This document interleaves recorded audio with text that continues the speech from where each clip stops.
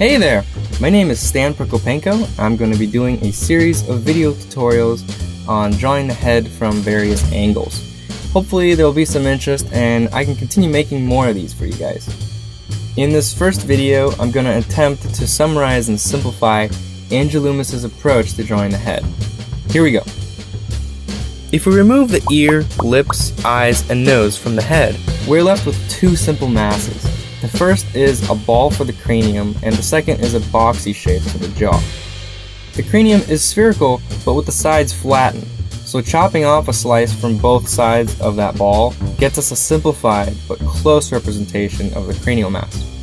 When drawing the head, I'll start with the circle for the ball. And after a few failed attempts, rip out your hair, take a deep breath, and try again. But seriously, make sure that it looks like a circle and at least the height and width are the same. The oval is a bit more tricky. The height will always be the same no matter what angle you're drawing the head from. It's 2/3 the height of the circle. So I'll usually look at the area from the center of the circle to the top and divide that into thirds. And the top third will be where the oval begins. And the same for the bottom. The width of the oval depends on the direction the person is looking. Compare the width of the front plane to the width of the side plane. The top portion of the oval falls on the corner of the forehead. This is where the front plane meets the side plane. This area is usually rounded, so it's open to the artist's interpretation, but I've found that it usually lies near the end of the eyebrow.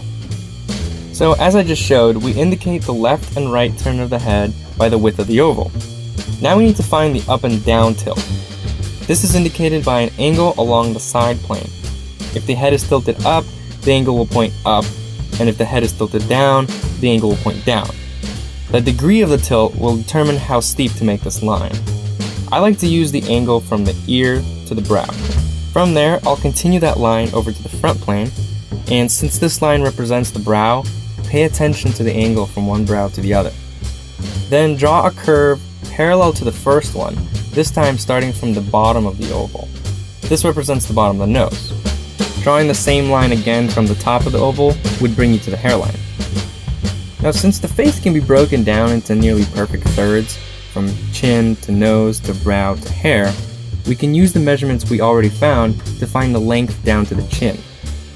Observe the general shape of the jaw and draw in the major angles, starting from the brow, coming down to the chin, and going around to the side plane of the head. It's usually about halfway into the oval, or a little bit further back. We've already found the side plane of the cranium. Now we need to do the same thing with the cheek and jaw area. There's a rhythm that starts at the top of the ear and curves down to the outside of the chin. Then find the center line of the face. Remember, this is the center of the front plane, not the center of the whole head width. And finish with the neck. Now that we have the foundation of the head established, we can finish it by putting in all the features: eyes, nose, lips, ear, hair, jaw, cheeks, chin. Don't worry, I'll explain this step in more detail in another video. Each feature deserves its own tutorial. This approach is really good to establish the perspective of the head. A good exercise is to try to think about the head as a simple, elongated box. The angles on the front plane of the face, such as hairline, brow line, nostrils, lips, and chin, will be the same as the angles on the front plane of the box. The angle from the brow line to the ear is the same as the angle on the side plane of the box. These angles are really important because they establish the head as a three-dimensional form in space. Let's go through that one more time. Start with a circle for the cranium, oval for the side plane of the head, angle to show the person is looking up or down, draw an identical curve to find the nose, and double that distance to find the chin. Attach the jaw and you have a three-dimensional representation of the head, ready for the features. At first, this approach might seem a bit technical with a lot of important details to remember, but once you get the hang of it, it actually becomes really easy. So get that sketchbook out and practice this 100 times with various angles. Did you like this video? Your friends might too. Please help me out and share on your favorite social network. And don't forget to subscribe to my newsletter on proko.com.